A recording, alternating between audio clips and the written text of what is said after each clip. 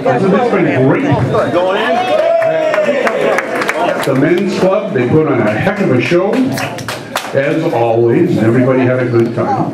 A couple of things of note. If you haven't been in the back room to look at all the history of the park that we've been able to put together, you really need to do that, because there's an awful lot of information there, and you see a lot of faces that you might remember or might not remember, but it's very, very good. Now, I cannot begin to thank everybody who's put this together. We've been planning this since November, and I want to just thank everybody who's participated with us and done anything at all. The girls with the food have put together, the planning of the programs, the entertainment. I mean, you really don't think there's a lot going on here, but there really is. So, from the bottom of my heart, thank you very much. You've all done a great job. So, Al, come on.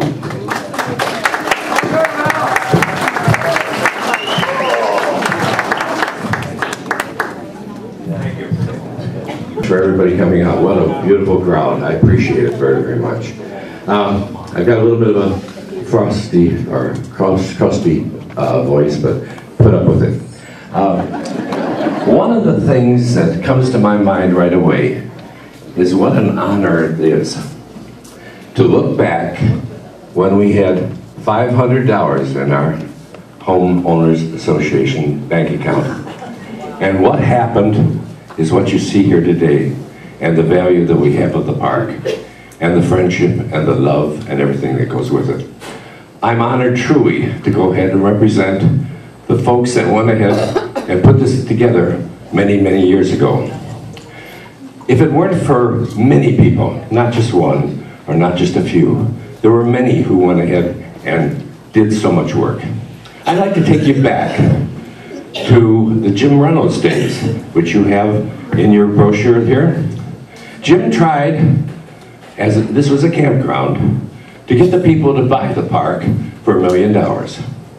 They failed. He tried so hard, he turned blind, and he still got around and talked to people about buying the park. Then, in 1984, a man by the name of Ed Joseph and his wife went ahead and were serious about getting to buy the park too. And that went down to 17 votes. And so that was the year that Jackie and I came here. At that time, they had a paper similar to our paper here that comes out every week or every other week. And a little old lady came by and said, "Dearie, do you know how to type?" This was to Jackie. And she said, "Yes, I do know how to type." And she said, "Well, would you help us with the newsletter?" And Jackie said, "Yes, I will." And so the next thing you knew, she was the editor of our Spotlight. And she did it for many, many years. And the reason why I bring it out is that I was president of the board at that time. The park was not for sale. We had everything that we could do to go ahead and just keep afloat. There were rumors about it be sold again. Folks that lived next door, they were interested in buying the park. We had heard that the company that owned the park had used up all their credits and they wanted to go ahead and sell the park. So all of a sudden, they had never offered it to us. So what did we do? The main reason why it went down, well, there's a couple reasons. Number one, it went down to defeat the second time because in a true co-op, everybody pays the same. And so it was a case of every lot was going to be the same price. The share price was going to be the same. So people who were off the water didn't like that. They thought that there should be difference for the people that are on the water or the ones that are off the water. Corner lots, the basin, the canals.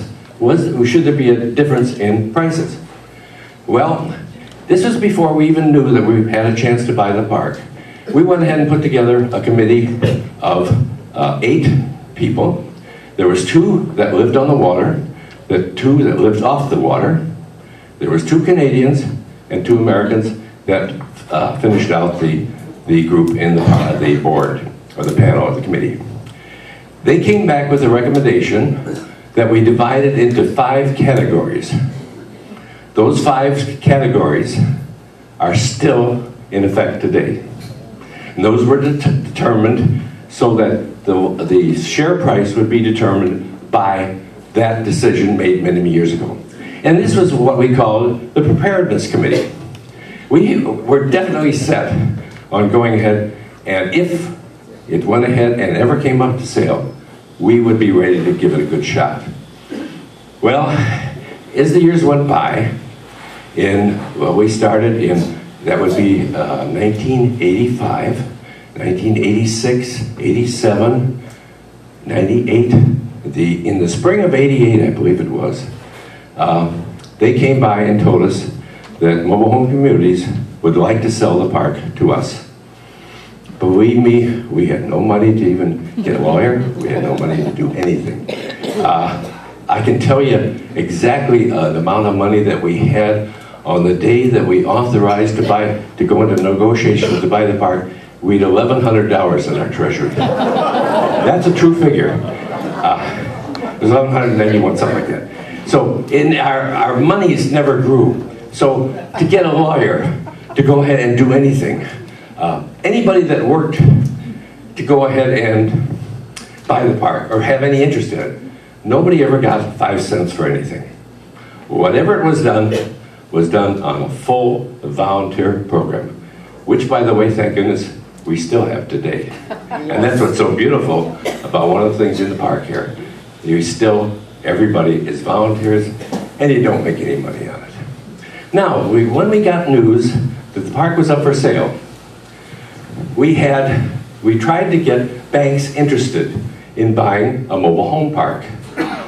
They weren't, because they'd never done it before. To them, we were a trailer.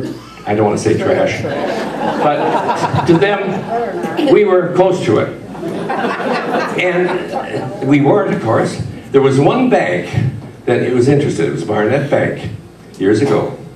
And the gentleman there, who was the loan officer, took an interest in the board, an interest in the park, and it was because he, as a representative of the bank, continued negotiations with us.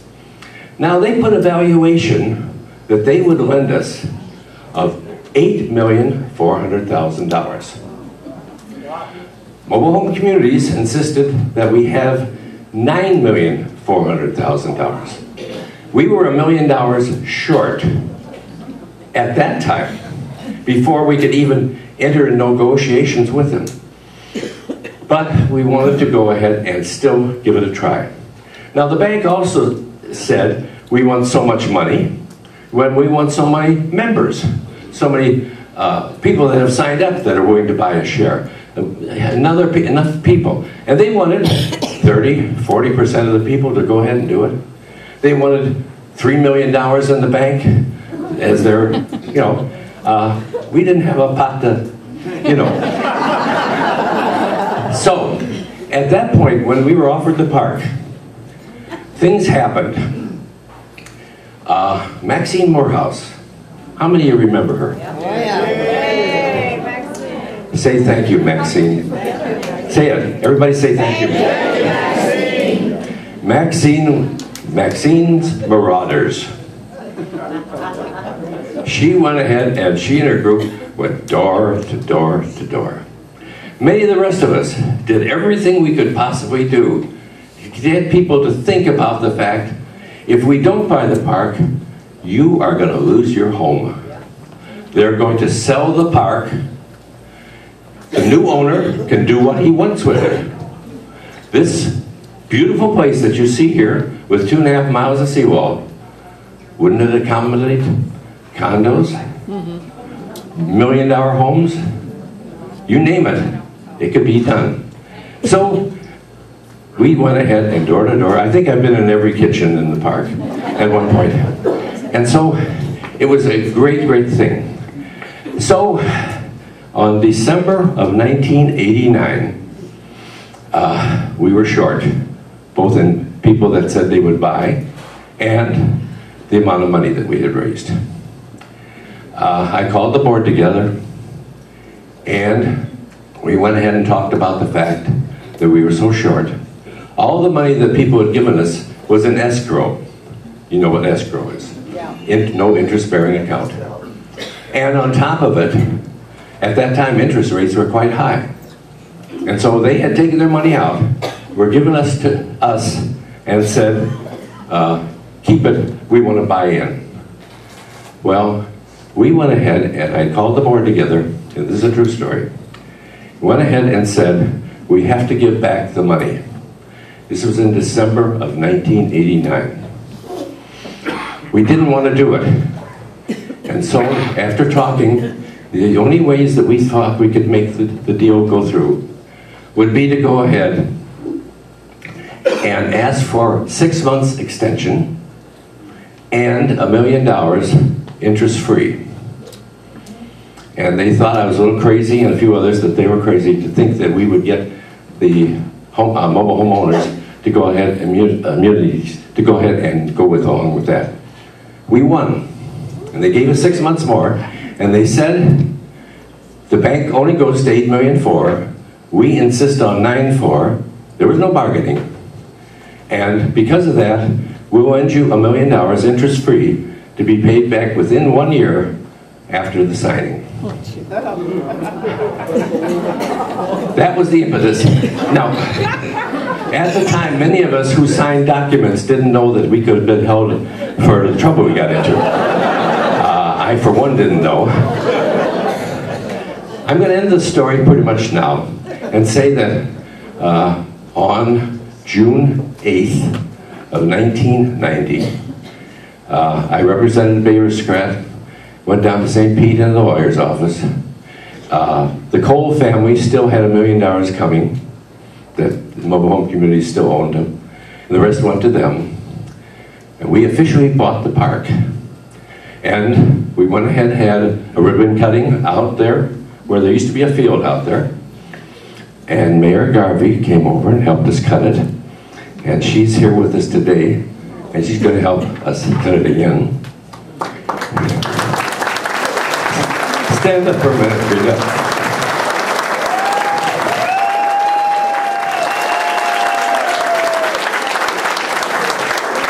I have to tell you a little story about Rita. She went ahead and she had some younger people with her cabinet and her board and police officers, what have you. She brought their baseball team out here. And we went ahead and had a baseball game. Guess who won? We did! Anyhow, that's a true story too. Anyhow, on the 8th of June, we went ahead and were able to buy the park. A year later, actually we signed it on the 11th because that was a Friday and Monday we couldn't get to the bank. But we did it, we raised $1 million to pay back, and what a ride. Thank you. Thank you, Paul.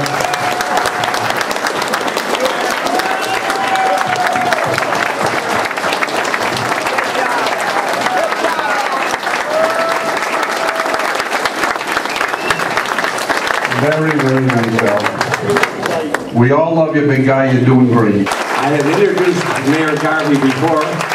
She's ex-mayor, of course, now, but former. I screwed up with that. In fact, I'll tell you another little story.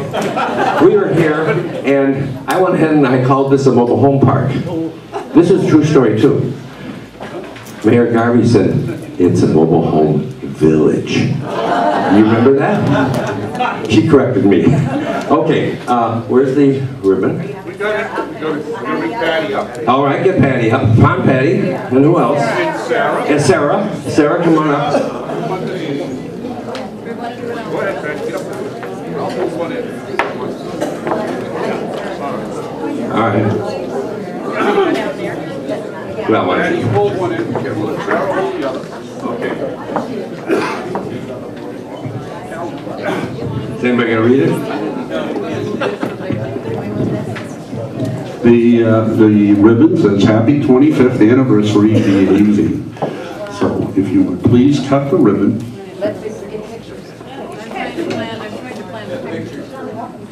I want to get out of the picture. Ready?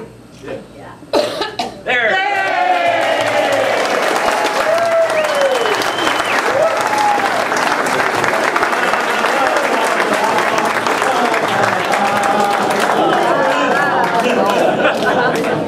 You really didn't want to hear the rest of that song.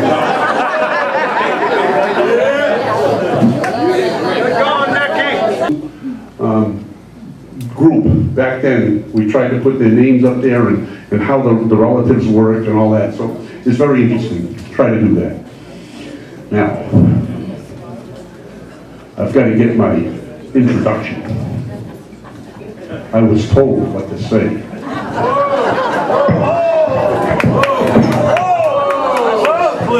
I asked him if we were married, but... All right, ladies and gentlemen, tonight we have a singer, comic, impressionist that has performed all over the world. He has just finished a successful tour at the International House of Pancakes.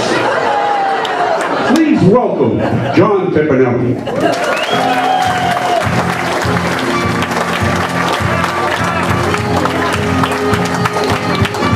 Good evening. Happy when that music takes you.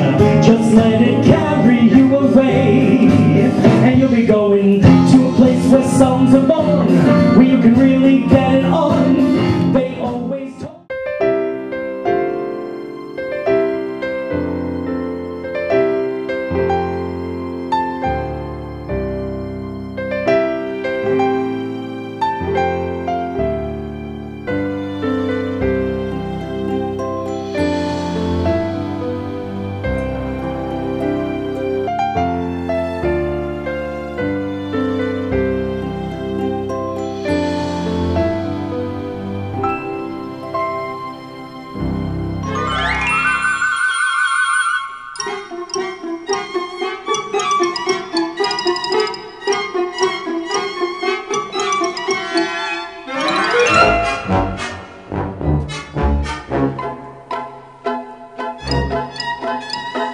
Thank you.